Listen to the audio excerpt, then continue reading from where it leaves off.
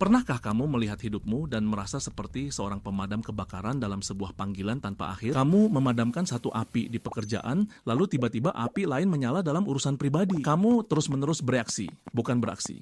Selalu selangkah di belakang. Sementara itu, ada orang-orang yang bergerak dalam hidup seperti seorang grandmaster catur. Setiap langkah mereka tampak diperhitungkan. Setiap keputusan membawa mereka lebih dekat ke tujuan. Mereka tidak lebih cepat atau lebih pintar darimu. Otak mereka hanya berjalan di sistem operasi yang berbeda. Sistem operasi itu disebut pola pikir strategis. Apakah kamu merasa kewalahan dengan tugas?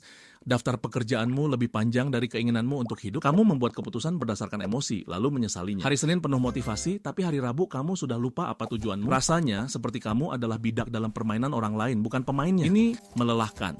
Ini adalah kondisi di mana kamu hidup secara default, bukan berdasarkan desainmu sendiri. Pola pikir strategis bukan sekadar membuat daftar tugas. Ini adalah kemampuan untuk melihat sistem secara keseluruhan, memprediksi konsekuensi beberapa langkah ke depan, dan secara efisien mengalokasikan sumber daya untuk tujuan jangka panjang. Dalam psikologi tipe kepribadian, ini sering dikaitkan dengan fungsi dominan INTJ dan ENTJ. Intuisi introvert, NI, dan pemikiran ekstrovert, T. Ini adalah peramal internalmu. Ia mengumpulkan data yang tersebar dan menyajikannya dalam satu gambaran masa depan yang utuh. Momen aha yang terkenal itu adalah CEO internalmu. Ia mengambil gambaran itu dan membangun rencana yang jelas dan efisien untuk mewujudkannya. Kombinasi keduanya melahirkan seorang master strategi. Tapi kabar baiknya, ini bukan bakat bawaan, ini adalah skill. Dan hari ini kita akan membahas 7 tanda bahwa kamu sudah memiliki skill ini atau sedang dalam perjalanan untuk menguasainya. Tanda pertama, kamu melihat gambaran besar terlebih dahulu. Saat orang lain panik karena detail kecil, kamu secara alami melakukan zoom out. Kamu tidak bertanya, apa yang harus kulakukan sekarang? Tapi kemana semua ini akan mengarah? Contoh, rekan kerjamu panik karena ada bug kecil di kode, mereka ingin segera memperbaikinya. Kamu di sisi lain berpikir, bug ini mengungkap kelemahan sistematis dalam proses pengujian kita. Kita perlu memperbaiki sistemnya, bukan hanya gejalanya. Tanda kedua, kamu berpikir dalam skenario jika maka. Pemikir biasa melihat konsekuensi langsung. A menyebabkan B. Pemikir strategis melihat efek berantai. A menyebabkan B, yang kemudian menyebabkan C, dan mungkin memicu D atau E. Ini disebut pemikiran tingkat kedua dan ketiga. Contoh, keputusan memotong anggaran pemasaran.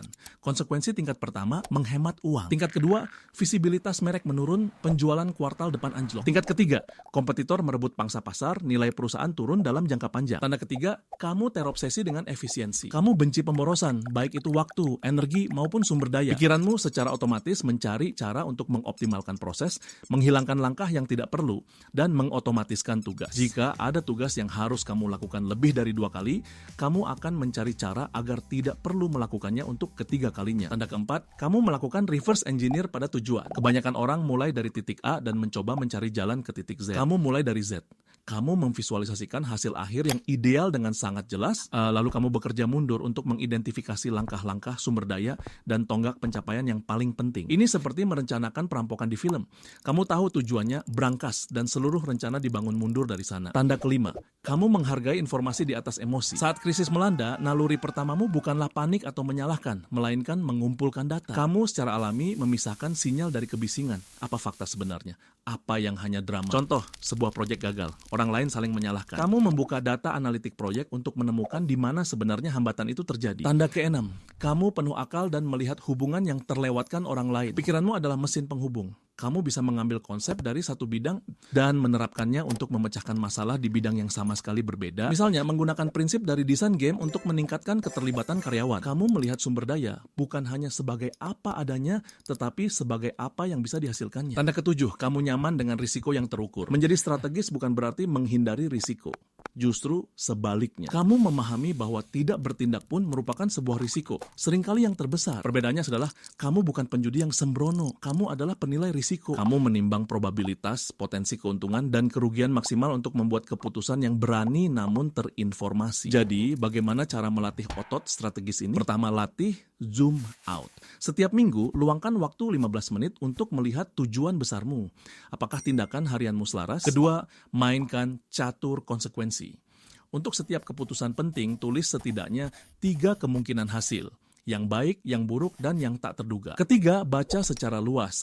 Baca di luar bidangmu untuk membangun perangkat mental yang beragam. Hubungkan ide-ide yang tidak berhubungan. Keempat, selalu bertanya, mengapa? Mengapa kita melakukan ini dengan cara ini, dan apa tujuan akhirnya di sini? Menjadi seorang strategis bukan berarti menjadi robot yang dingin dan penuh perhitungan. Ini berarti mengambil kembali kendali. Berhenti menjadi korban keadaan dan mulailah menjadi arsitek kehidupanmu. Ini giliranmu untuk bergerak.